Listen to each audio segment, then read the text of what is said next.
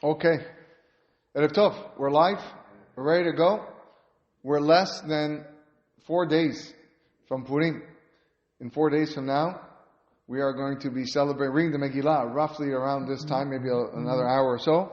But we're excited because it is a holiday that we look forward to.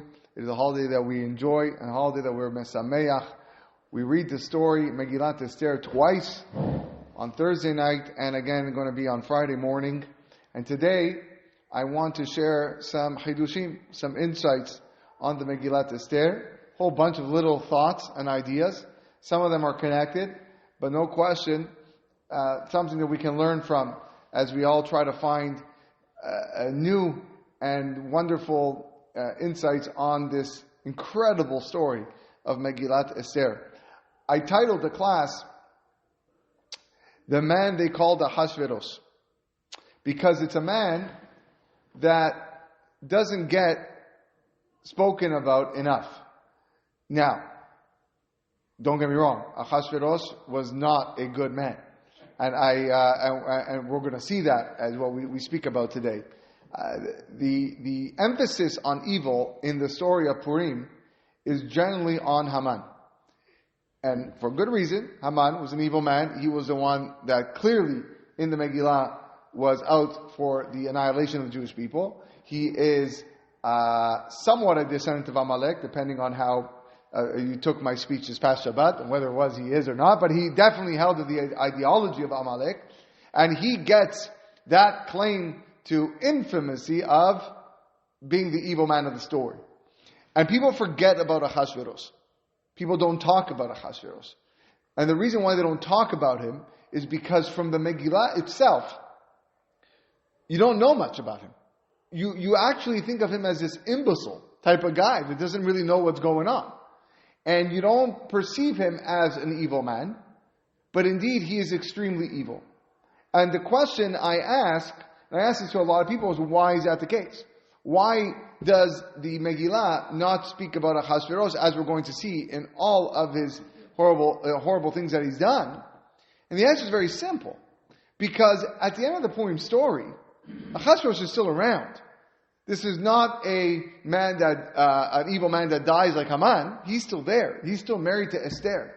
And Mordechai, a Yehudi, writes the Megillah for everybody to know. He writes this Igeret. He writes his letter that everyone's going to read for generations.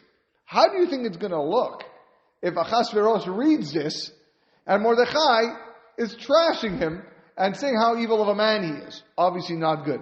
So Mordechai had to censor what he wrote about this king.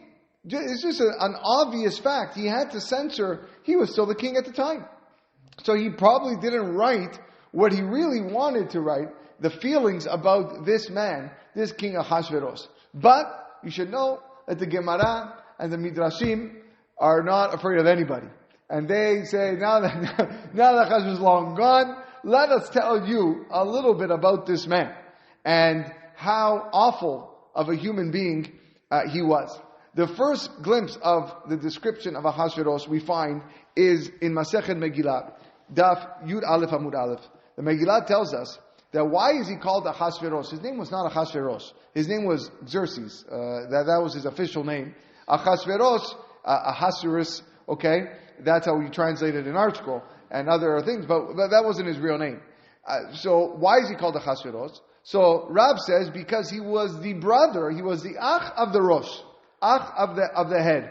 And he copied his brother. Now who's his brother? It's actually not his physical brother, but it's a brother who he shared ideas with, and that is Nebuchadnezzar. Nebuchadnezzar Rasha, the Babylonian emperor or guy in charge who eventually destroyed the first temple. Now, the Nebuchadnezzar was a cruel human being. So much so that the Gemara Masechet Shabbat says about Nebuchadnezzar, Kol yamav she'oto rasha, all the days that man was alive, lo nimsas chok befeh kol birya. Nobody smiled, nobody laughed. They were so scared of this man that they wouldn't even smile in his presence out of fear of what this man would do. I'm not talking about Jews, I'm talking about everyone. When he walked through the streets, there was fear instilled amongst every person that saw him. Even to the fact when after he died, they still feared him. The Gemara says, "B'sha'ah sheyarad oto rasha legeinam." After Nebuchadnezzar descended to Geinam, ra'ashu kol yordei Geinom. Even those in hell were trembling. They were afraid. Why? Shema limshol alehem huba. Because now we couldn't even avoid him, and now he's with us over here. We're done. In hell, it was going to be worse. This is how cruel a man Nebuchadnezzar was. And Ahashverosh was his brother. He was Achiv. He followed and wanted to copy everything that Nebuchadnezzar wanted to do. The Gemara Megilat says, Hu harag v'hu bikesh la'arog. Nebuchadnezzar murdered, and Ahashverosh wanted to murder. Hu echeriv, Nebuchadnezzar destroyed, Hu bikesh la'chariv, and he wanted to destroy. And that's Rav's opinion. Shmuel says, you know why he's called Ahashverosh? Shehusharu penehem shel Yisrael beyamav kishule kedera. Because he blackened the face of the Jewish people like the bottom of a pot. Like that's how in distress they were in his life, that the people had no color to their skin. It was almost as if they were dead. Rabbi Yochanan says, Kol shezochro omer ach leroso. Anyone who mentioned his name says, that's the brother of Nebuchadnezzar. Rabbi Chanin Amar, she'akol na'asu rashin beyamav. Rash, Ahashverosh, they became poor in his days, because of all the taxes that he imposed on the nation. And the Megilat begins with these words, Vayhi bimei Ahashverosh. And it was in the days of Ahashverosh. Says the Gemara, what's Vayhi? Vay vehei. Hu berishato mitchilato vesofo. Like, oy vavoy. This man was evil from his beginning all the way to his end of the days. So just to give you understand on what type of figure, what type of character we're dealing with in this story. A Meshuga. He's a Meshuga that killed his wife, Vashti, for what? Because she did not come to him and approach him when he called her. Because he wanted her to wear some inappropriate clothing, and she said not to. Just come wearing a crown, and she said no, and boom, he has her killed. So much so, even Haman, at the end of the story, Haman, I know we're jumping to the end of the story. We're not going to go through the whole story today. We're just focused on the beginning part of the Megilat. But at the end of the story, Haman is caught. Okay? And Esther says he's the guy. He's the guy that wants us all dead. Who does Haman go to try to get himself out of this? Esther. He goes to Esther, please help me, save me. Why does he go to Ahashverosh's best buddy? His best friend. This is the guy who gave him the ring. It's the guy who gave him all the power in the world. You would think that, but the pasuk says, "Ve'Haman amad levakesh nafsho me'eser al makah."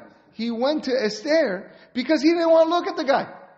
This guy is crazy. He's Meshuga. You don't know what he's going to do. And this is the crazy person. This is the metoraf that HaKadosh Baruch Hu puts in charge in this moment of this story. Over 127 countries, Mehodu ve'ad Kush. There was never anyone such a lunatic as Ahashverosh.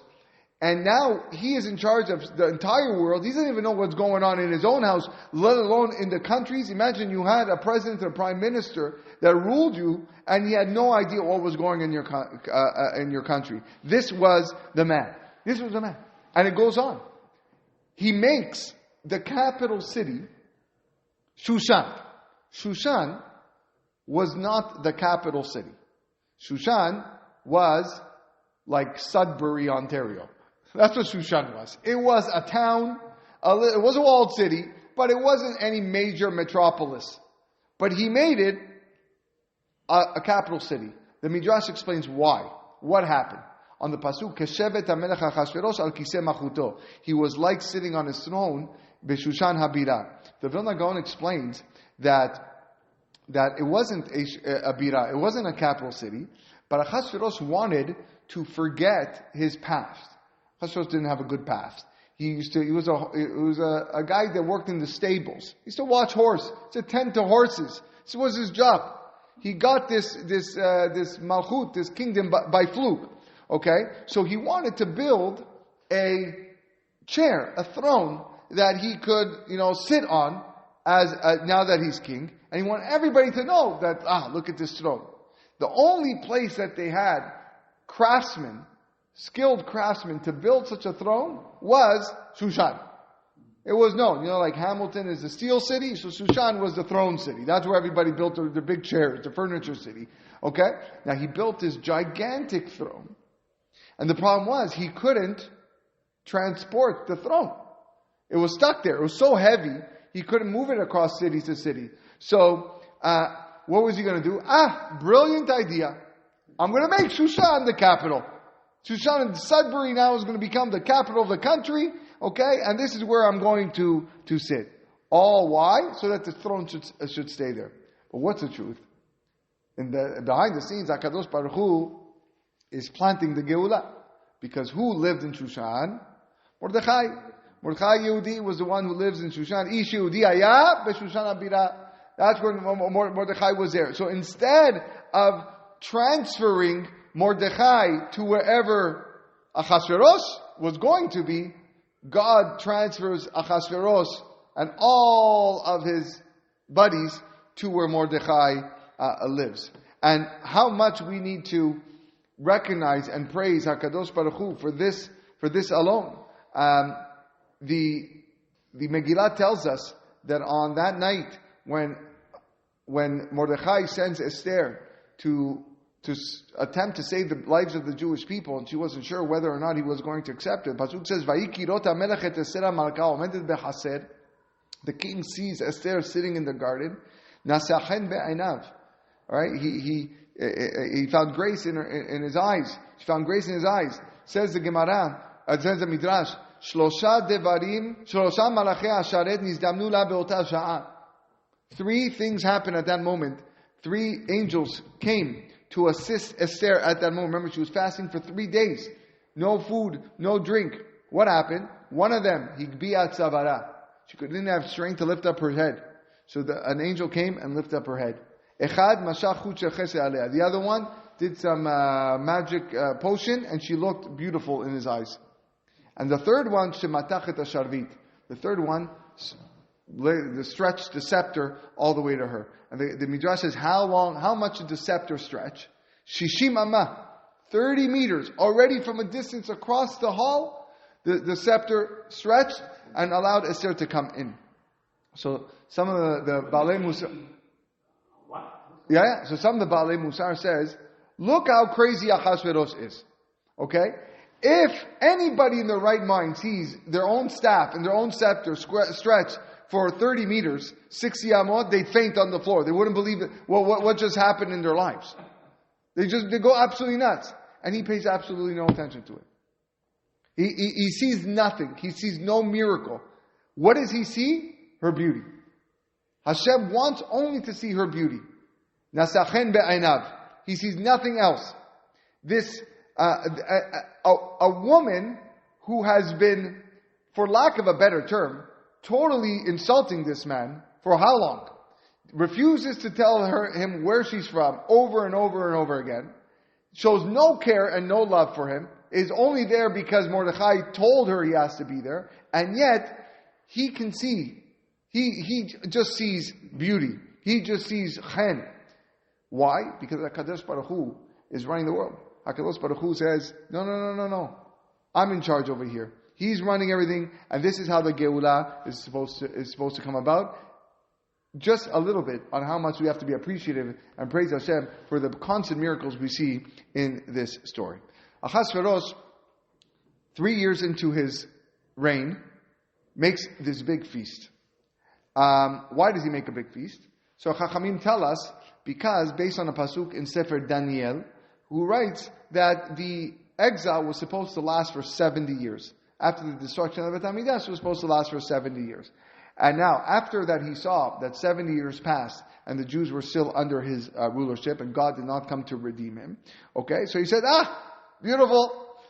Let's take out all the vessels of the Beit HaMikdash, and let's have a big party. Where did he get these vessels? These are the vessels that Nebuchadnezzar had kept, and they made this huge party with lots of wine. There's a book called Manot HaLevi. It was written by Rabbi Shlomo Elkabetz. Shlomo Alkabetz was the author of the Lecha Dodi. I actually quoted him this past Shabbat. It's a very popular book on Megilat Esther, Perush. Why is he called Manot HaLevi? He explains, because in the olden days, on Purim, anyone who was engaged would go and buy a gift for their fiancé. Alright? On Purim, they would bring a gift. We're looking forward to our lives together. He was so poor. Okay? He had no money. He had no money to give to his fiancé. So, what did he do? Okay? He says, I wrote this book. And then he gives his wife, his fiancé, this book. Manot. What's Mishloach Manot? A gift of the Levi. Okay, he was a Levi. Shlomo Alkabetz. He said, here, this is the gift that I have. On the year that he was engaged to his wife. Anyways, there in the book, he writes the source on how Ahashverosh got all of his money. And he says, Nebuchadnezzar was super rich man, super rich, and he got all the spoils from the Jewish people, but he was also super stingy.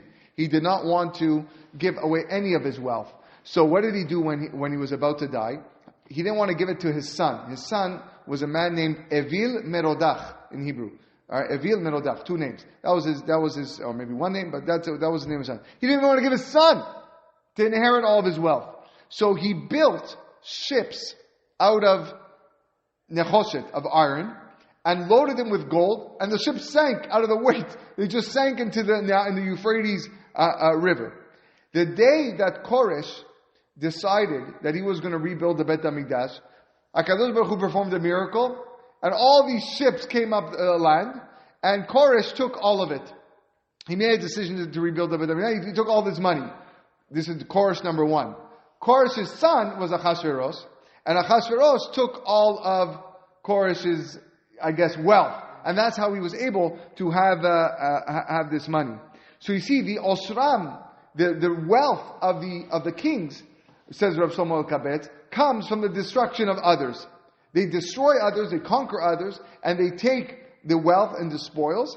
And especially these spoils came from the destruction of Yerushalayim. In the Midrash, they relate a story of a highway robber that came and stole two mini boats. And he stole from other people. But they captured this robber. And they brought him to Alexander the Great. Alexander Mogdon. He was the king of Greece.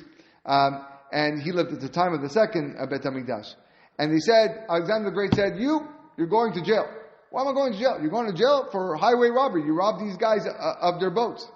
And he says, the man said to them, what are you talking about?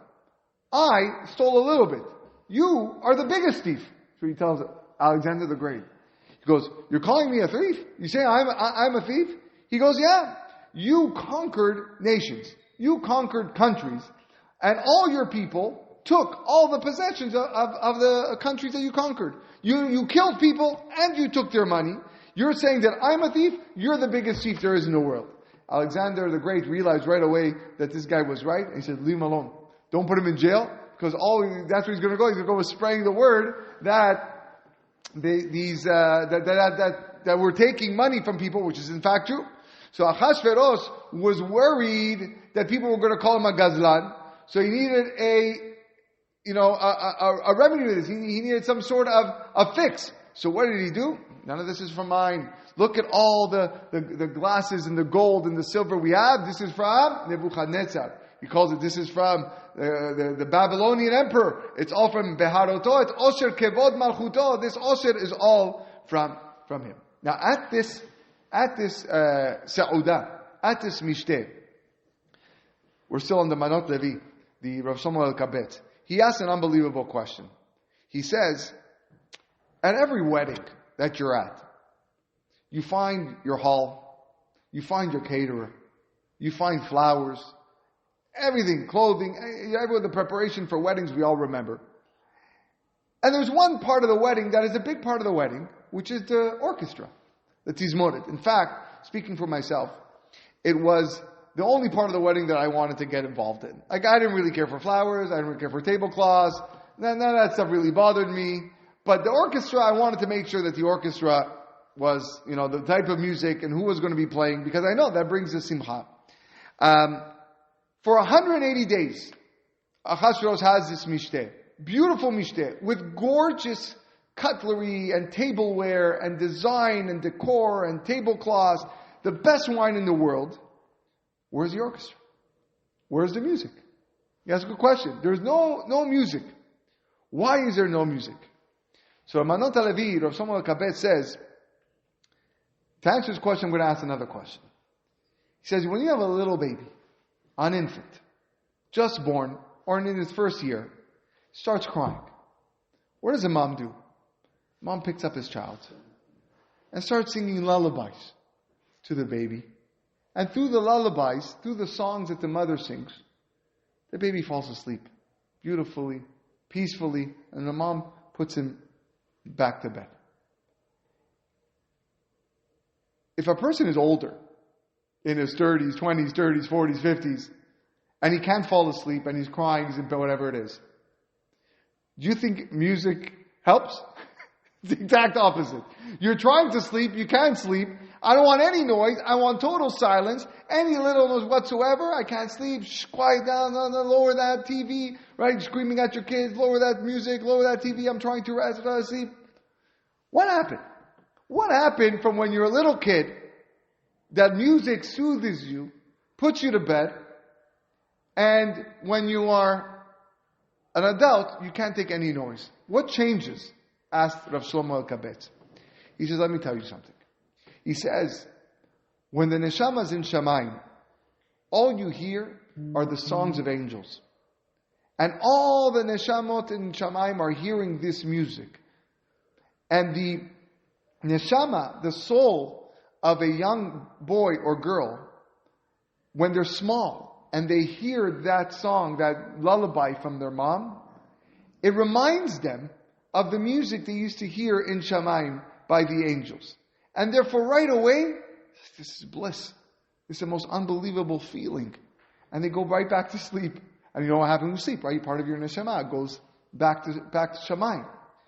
But when a person gets older, he distances himself from what was. The older you are, the further away you are from where you went before you came to this world. So your neshama is no longer used to that singing anymore. And therefore, it just bothers you. It's not making an impact on me. What? Yeah, but you're too far away, you're too far distance from what it was when you were earlier in your years, you're just born. But as you get older, there's one exception though, which is Shabbat. Shabbat, we get a neshama yetera. We get an extra neshama, and that's why on Shabbat, every Jew loves the songs. They love the piyutim. They like the zmirot, Kira Shmena Shabbat, Deror Yikra, Yoduchar Ayonai, the Mawalim, right? All the things that we sing is Shabbat because we get that extra neshama. So we feel it more than we do during the rest of the week. And if you look at all the weddings, you know, who are the people at the wedding that most enjoy the music? It's the young crowd. The younger you are, the more you enjoy, the more you're dancing, the more you get older, like, too much headache, it's too loud, why does the guy have to put the music, please, like, oh, come on, lower the music, I can't with my ears anymore. And the young guys, they're dancing, they're jumping, they're into it. Because for them, again, it's closer to what was. So, back to our story. The Gemara says, and we'll quote this Gemara a few times, they asked Rabbi Shimon Bar Yochai, why did the Jews deserve this decree of annihilation? What did they do? So Rabbi Shimon Bar Yochai says, because they had benefit from the seudah of this rasha, of this evil man Ahashverosh. The purpose of Ahashverosh was to get them to do something that was going to cause their annihilation. We're going to get to this question later. And so he wanted them to enjoy the seudah. Ahashverosh was a very, very clever man. And he was worried, if I bring a tizmoret, if I bring an orchestra to the seudah, what's going to happen? They're going to hear the music, they're going to hear the shira, and they're going to enjoy the music, and they're not going to enjoy the seudah, because they're going to be so much involved in the music. So that's why I said, everything I'm working for, my whole goal and purpose and objective, is going to go out the window, because they're not going to enjoy the food, they're not going to enjoy the seudah, they're going to enjoy the music, and going to start dancing with the music. So that's why Dafka, on Purim, what do? We sit around the table and we sing. We sing Pizmonim, we sing Piyutim. Why? V'nafochu. Ahashverosh wanted us not to listen to music so that we should enjoy the Seudah. Now, Dafka, I'm going to bring music. I'm going to sing at my Seudah. That's why it's a very important inyan on Purim, on the night of Purim, to sing at your Seudah, to be me'apech what Ahashverosh wanted us, which is not to enjoy the music at the Seudah. There's another answer that the Al-Shich HaKadosh brings. He says, Al-Shich HaKadosh says, that Ahashverosh caused us, he wanted us to enjoy the Seudah with 4 out of our 5 senses. With our smell, with our nose, with the smell, he made us sit in the Hatzar Beito, in the garden. And when you're in the garden, you're among trees and flowers that you can, spring is in the air. Here in Canada, today we felt it. Spring is in the air, it's coming, and the flowers blooming. So the part of the enjoyment of the Seudah was with the chus of the reyach, which is the sense of smell. What about the re'iyah? With our eyes. Right? The Pasuk says, Chur, Karpas, Utchelet, Achuz, Bechavlevut, Vargaman, the drapery, the colors, everything, every color in the world. Imagine what you saw over there in this banquet hall, so that we would walk in and say, wow. You couldn't just help, when I was in France, in Paris, I traveled to see the Palace de Versailles. Alright? Anyone that ever been there. And you just go in there to see what this palace was. Gold, bronze, colors, paintings. It's the most incredible home that might be around today. And people paid to visit this, to see what this palace was. I can imagine Ahashverosh's palace was something like this. And this is how he draped and dressed his ulam, his banquet hall, so that people can see with vision, chush, areyah, the sense of sight they would enjoy. Then you had the misus, you had the touch, zahav, mitot, zahav, v'chesef. They would be sitting on these luxury recliners made out of silver and gold and lazy boy furniture. They felt like they were a king. And lastly, ta'am, taste. There was the best foods in the world. There was the best drinks in the world. V'yen machut rav ki yad hamelech, except with hearing. The only sense that they did not enjoy was hearing. So the Al-Shich asked the same question. Where was the orchestra? Where was the music? Why didn't he bring music? So the answer that he gives is because music is something very personal.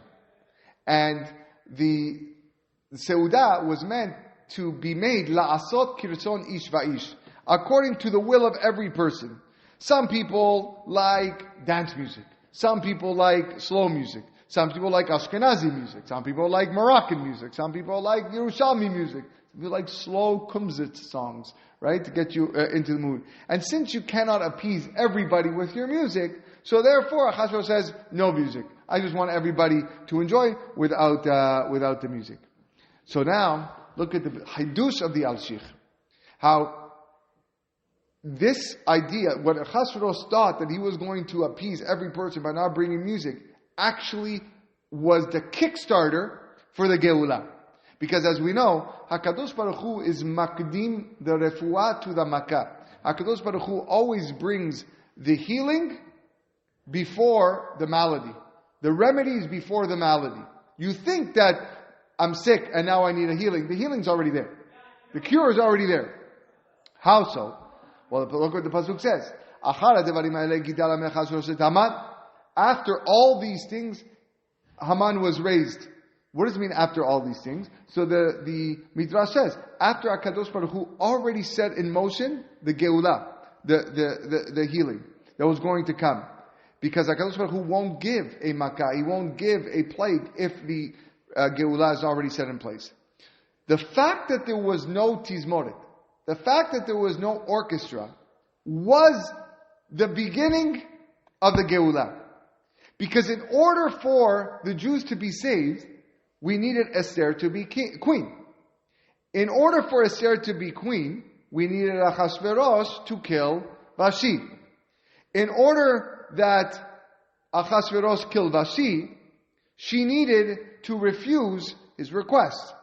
In order for her to refuse his request, he needed to have a discussion and an argument among all of his ministers that were present there at that time.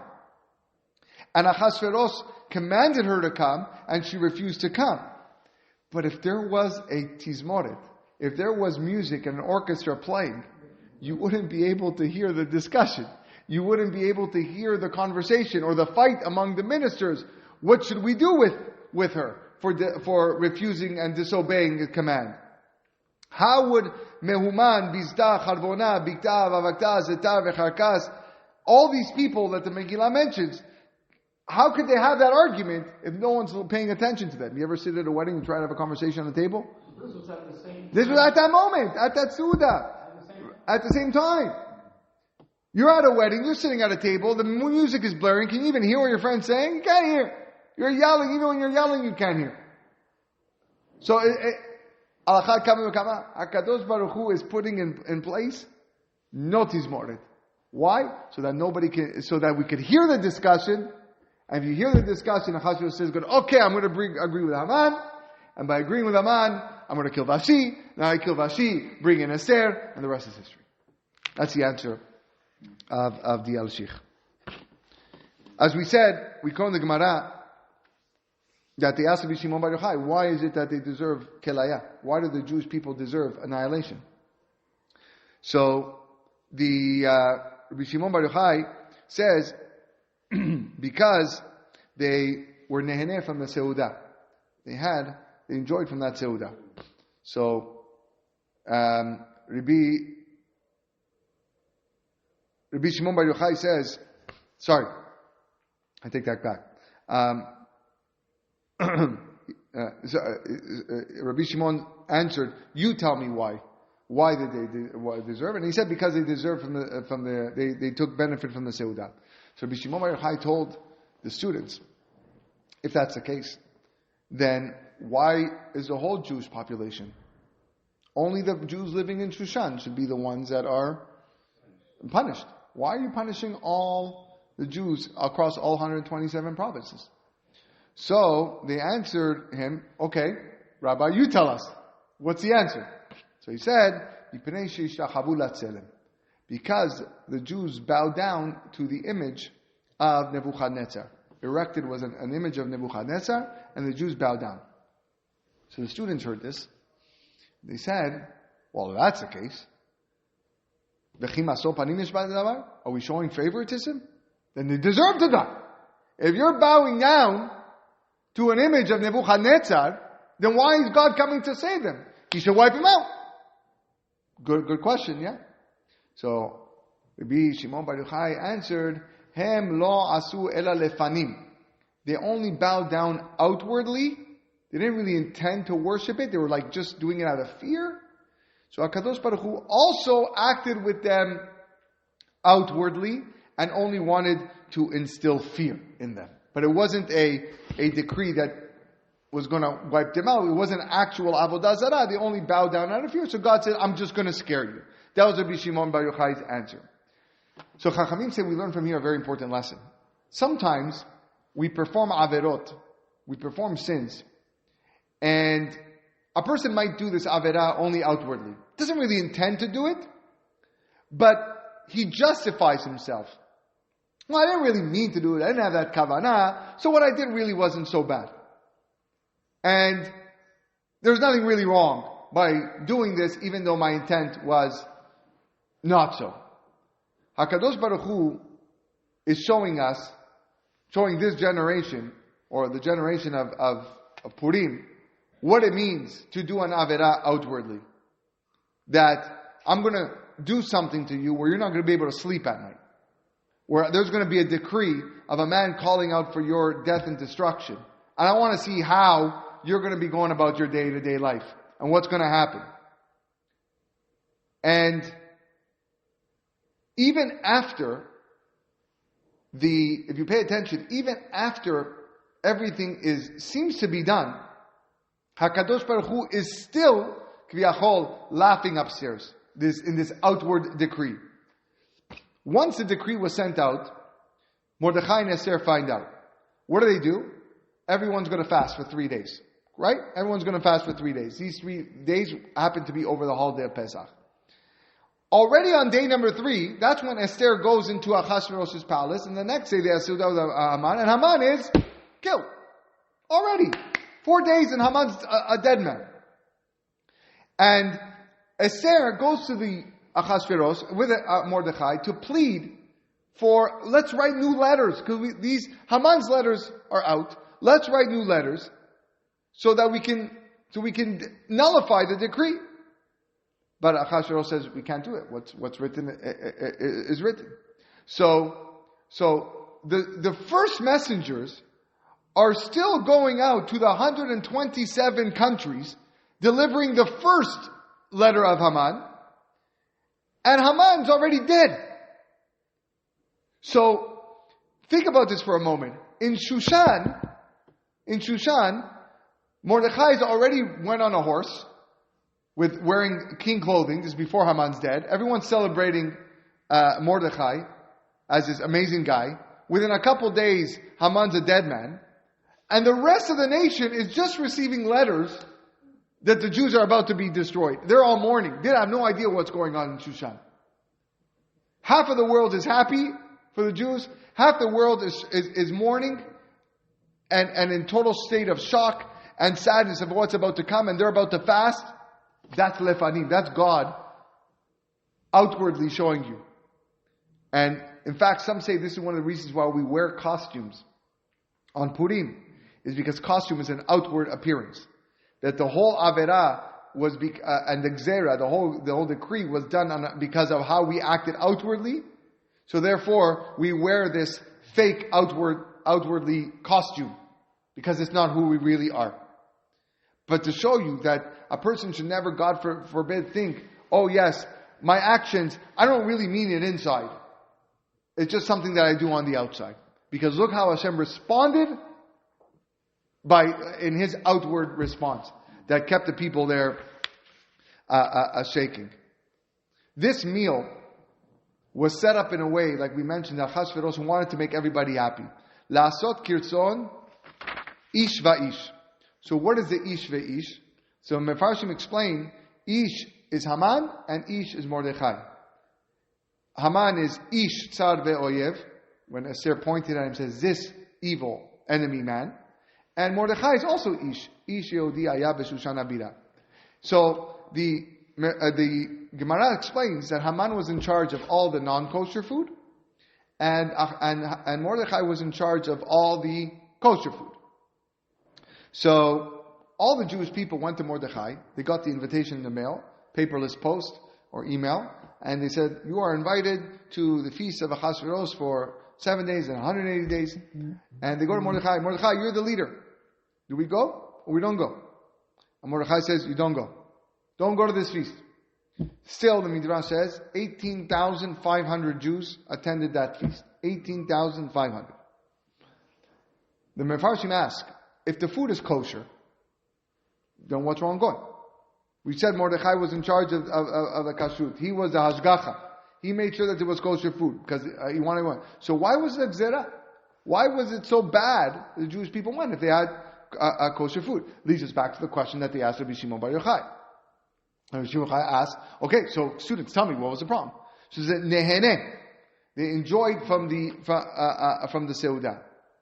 So we see from here, from this conversation with Rabbi Shimon Bar Yochai, sitting at that meal and enjoying that meal was enough of a reason for at least the Jews of Shushan to be annihilated. Yes, Rabbi Shimon Bar Yochai then asked, but what about the rest of the Jews in the world? But Rabbi Shimon Bar Yochai agreed that the Jews of Shushan deserve to be annihilating for sitting over there. Why? Why have this decree of annihilation for sitting at a seudah? The Gemara Masechet Avodah Zarah brings a story. The Gemara says that Rava once brought a korban to a goy named Bar Sheshach. And he knew that the goy was not going to bring this korban to his idolatry. Anyways, when he went to bring the animal, he found this Bar Sheshach sitting in this bed of roses, garden of roses, surrounded by women dressed inappropriately, and who knows what he was doing with these women. The Goy asked Rava, do you have such an oneg, a pleasure like this in Olam Haba, in your Olam Haba? Do you think you have such oneg? And Rava answered him that the oneg, the enjoyment and the pleasure that I'm going to experience in the next world is much bigger than this oneg. So the Goy looks at Rava, he says, come on, kidding me? Look what I'm experiencing right now. So Rava says, let me tell you why. Because you have pachad ha-malchut. You fear the kingdom. Even as you're sitting right now, you fear the kingdom. In Olam Haba, in the next world, there is no fear of a king down on earth. So the Goy says, what kingdom do I fear? What kingdom do I fear? The Gemara explains that immediately a guy came knocking onto the door of this Bar Sheshach and says that the king wants to talk to you. The king wants to talk to you. And on his way out, he looked at Rava and he said, he actually gave him a compliment. He says, the eye, hamit'ava lirot ra'atchem te'aker. The eye that desires to see your evil shall be uprooted. Because I see that God fulfills your request. And Rava answered, Amen. And to that Amen, the Gemara says, immediately the eye of Bar Sheshach uprooted from his actual eye socket. And then, because he himself wanted to see the evil amongst the Jewish people. You can't enjoy life when you fear the king. And that was what Rava was trying to transmit to this man. You think you're enjoying life, but on top of you, you have a fear for the king. Imagine you're sitting down at this amazing meal. You're at a restaurant, and you're enjoying beautiful steak dinner with very expensive wine. All the luxury, beautiful, I'm telling you, the best food ever. All of a sudden, comes in member of the CRA or the IRS for those listening in the United States. And they come in and go, hi, Mr. Goldman? Yes. Hi, we're from the CRA. We have a few questions to ask you. So you're looking at him and you're like, I'm just in the middle, oh, no. Go ahead. Enjoy your meal. We'll talk to you afterwards. You know what? Call us when you're done. Let me ask you a question. You think that guy's going to enjoy his meal? Not a chance. His whole meal, he's going to be like this. You know, thinking about the phone call that he now has to make to the CRA. Far-fetched? Okay, fine. Maybe they won't come knocking at a restaurant door. But it could very well be he received something in the mail that morning or that afternoon from a CRA. Hi, we're just looking into your finances. You're being audited. All of a sudden the guy is freaking out. How can you enjoy your meal? How can you enjoy anything knowing that the government is on top of you? The reason why the people of Shushan were not punished because they joined the meal.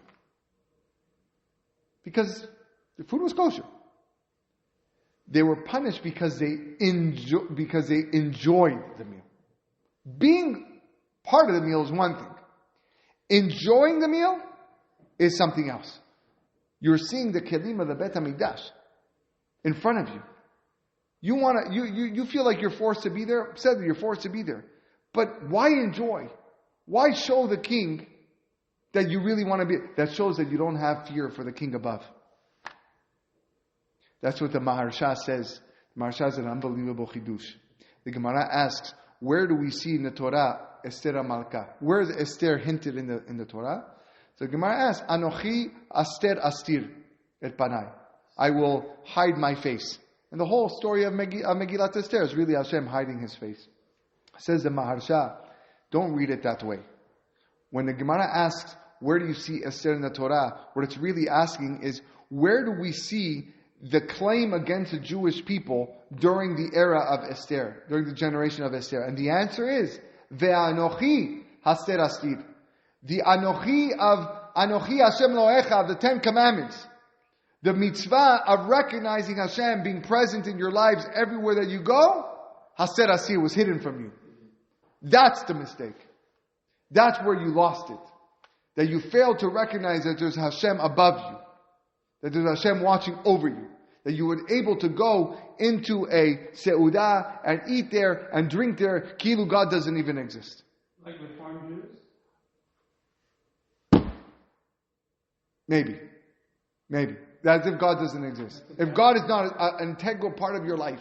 If Anochi Hashem Elohecha is not front and foremost in your life, that's what's lost. That's what's hidden in front of you. Because why not judge them lekaf zechut? Why not give them the benefit of the doubt? Maybe they wanted to get on the good side of the king. That makes sense. We have Jewish officials around the world that are very close to the king. Hey, you know what? Especially in the anti-Semitism, let's get on the president's good side. Let's get on the prime minister's good side or the king's good side. We want to show them that we care about the economy and we're active participants in the country and we want to make the country good. We want to show you in a good light. Why not be done the chavzachut? And again, why is this worthy of destruction? And the food was kosher. All these questions only solidify the fact that there was no problem with the Jews being there. So why all the commotion? Why all the fuss? Why the decree? In the days of communist Russia, Jews used to be forcefully taken to join in the Russian army, where there was no adherence to mitzvot, no adherence to kashrut, nothing. No kosher food whatsoever. And even if you tried to pay off a Russian soldier or general to get you kosher food, you were risking your life. Because if he said no, he'd shoot you on the spot. So they went up to Rav Yisrael Salanter and they asked him a she'elah. He said, Rabbi, I have no other choice. I'm going to be drafted in the army. There is no kosher food. Am I allowed to eat from the kosher food? Rav Yisrael Salanter says, Mutar lachem le'echol. Of course, you're allowed to eat from the kosher food. It's from the non-kosher food. You're allowed to eat from the terefah. You have to save your life. But he said, Al timsetzu et ha'atzamot. Don't suck the bones. Eat the food because you need to survive. Don't sit there and suck your fingers when you're done. And that's what it is. Yes, you have to eat at the Seudah of Ahashverosh. He's the king. He's inviting you there. Not going might have been a Chilul Hashem.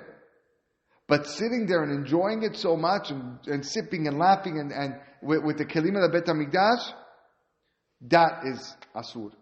That's the enjoyment.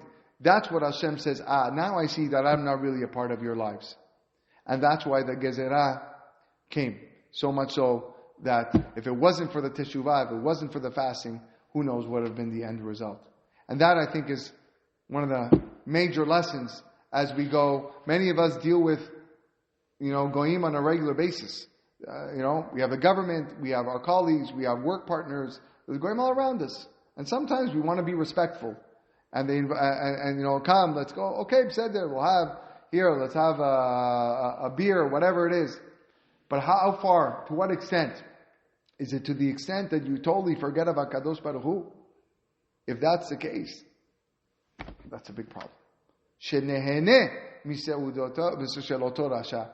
You had benefit and you enjoyed from that seudah of that rasha, that evil man, who the Megilat does not portray as an evil man, but he was evil. He was Ahashverosh, a man just as bad as Nebuchadnezzar. He just wasn't successful in doing so.